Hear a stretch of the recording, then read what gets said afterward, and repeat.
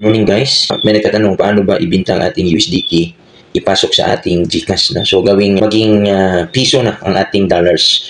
So as you can see, this USDT is walang laman, okay? Walang laman na ating USDT. Okay, so doon sa ating TDF, pwede tayong mag-claim, no? Mag-withdraw para ibenta natin sa ating GCash. So punta tayo dito sa Discover. Okay? Tapos i-click na natin dito enter URL, yan.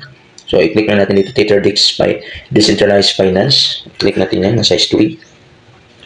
So, sa mga nagtatanong, saan makita yung view contract dito pa? Dito yung makita, pwede mong tingnan yung contract. Okay, i-click natin dito, connect. Tapos, click natin dito, token packet. Now, sign in tayo. So, ilagay natin yung password, saglit. Confirm lang natin. Okay, confirm. Yan, so, bumukas na. So, meron tayo dito i-claim na $17, no? Yan po, tumatakbo kasi staking tayo. So, kikita tayo dito ng 1% daily. So, nasa 30% interest per month. Okay? So, yan po, staking natin. So, ang kinuha lang natin dito is nasa rank 4 lang. Rank 4 pa tayo. So, pwede tayo kung gusto kang mas malaking kita, pwede kang mag-upgrade hanggang rank 10 para mas mabilis ang kita. Okay, claim natin ito. So, meron tayong $17. So, doon sa ating USDT, wala yung laman, di ba? Okay, click natin dito, claim amount. So, pag click mo claim amount, so ilagay lang din yung password. So, ilagay. Yan po. Yan. Na-confirm mo, tingnan na, hintayin mo lang mag-0. Pag mag-0 na siya, yan na. So, nag-0 na. So, pumasok na yan doon. Okay? Check natin dito. So, hindi po na i-refresh na natin yung ating USDT. So, refresh lang. Okay? So, yan na po. Instant po. Pumasok na po siya. So, kung malakas na yung internet mo, so, meron tayong 1,046, no? 17 USDT, meron tayong 1,046. Paano ba yan ibinta doon sa yung GCash? So, ang ating GCash, wala siyang USDT Polygon. Ano lang, Polygon. So, ang gagawin mo, pwede mo siyang iswap. So, i-click natin itong USDT. I-click natin swap papuntang Polygon. Ganito po. Okay, puntang Polygon. I-click mo lang dito yung... So, dapat ang USDT nasa taas. Okay, back natin. I-click natin dito yung USDT. Tapos, i-click natin dito sa baba yung swap. Yan, swap. Tapos, pindutin na natin itong arrow up, arrow down para yung USDT nasa taas kasi gusto natin i-swap papuntang Polygon kasi para yung Polygon ay yun ang ibinta natin doon sa GCash. So, i-click na natin dito. Ilagay lang natin dito all. I-all natin yung USDT natin. All. So, ilang Polygon ba? So, 120 Polygon. Okay? 120 Polygon. Meron siyang gas fee na mga 7.906, no? Ang gas fee niya. Okay? So, i-click mo lang approve swap. Confirm lang. Tapos, ilagay naman dito yung confirm. So, approve. So, ilagay lang natin yung password. Confirm lang. Okay? Confirm lang. Okay. Hintayin lang natin nag-loading. So, confirm ulit. So, humingi ng confirm. Password ulit. Confirm na. So, yan. Success. So, balik tayo dito sa asset. Click natin dito yung asset sa baba. Dito. So, i-refresh natin. Tingnan mo. Naging yung from USDT, naging ano siya, Polygon. So, ganun lang, pag swap. No? Kung gusto ka Polygon, swap mo sa USDT, ganun lang. I-click lang din yung Polygon, tapos i-swap mo. So, from USDT to Polygon, pwede din yung, ipindutin mo yung arrow dito, arrow. Halimbawa, yung Polygon mo gawing USDT, so yan, ganun din. Tapos yung, kailangan lang, halimbawa, bigyan kang 128 Polygon, so dapat ang i-swap mo 125 lang Polygon kasi, kailangan kasi hindi ubusin yung Polygon kasi may gas fee yan eh. So, may gas fee po siya. So, kailangan mag-iwan ka po para makapag-transact ka. Okay? So, ganun lang po. So, ngayon, kung naging Polygon na siya, pwede mo na siyang ibinta papuntang GCash. Okay? Doon sa GCash ating Gcrypto. So, buksan ang ating GCash. Punta tayo. Ibinta natin. So, para makita niyo po.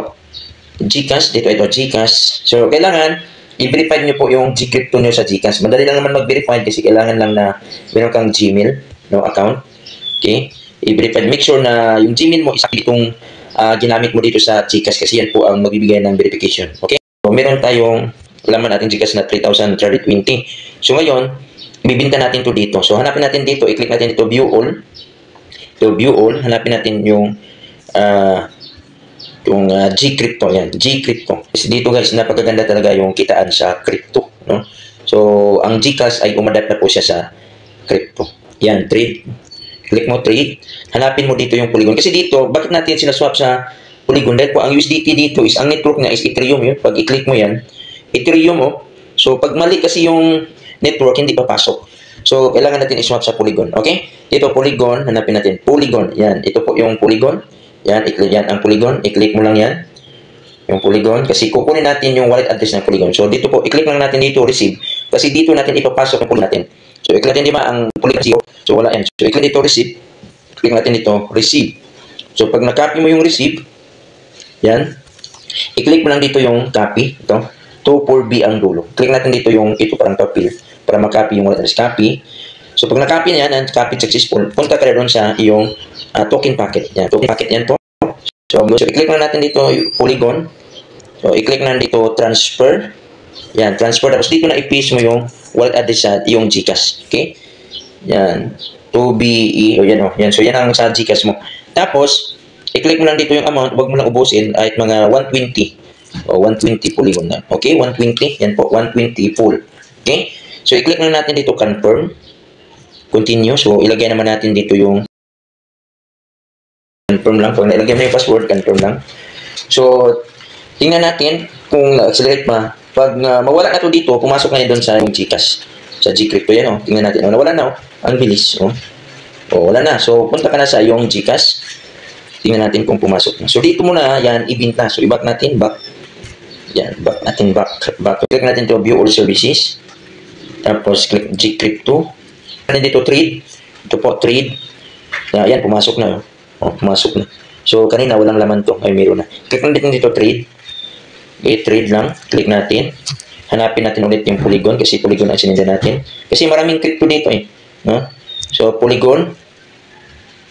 Yan. So, i-click natin dito, sell. So, i-click natin dito, sell. So, i-click na natin dito ito, sell. Sell natin.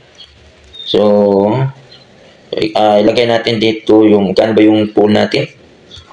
Pwede natin i-max. O, i-click na natin dito, max. 100%. Okay, binta natin lahat. 120 full. Okay? So, yan po. So, i-click natin dito, sell now. Yan. Sell now. Okay? Pag na-all mo na. So, yan. So, nabinta na natin yung 120 full. So, tingnan natin, go to dashboard, magkano ba? So, mapasok yan dito sa 1,024. Nabawasan kunti ng gas fee, no? 1,024. So, ngayon, paano mo yan ipasok dun sa GCash mo? I-click lang dito, withdraw. Click lang natin dito, withdraw. Tapos, ilagay lang dito yung amount, 1,024.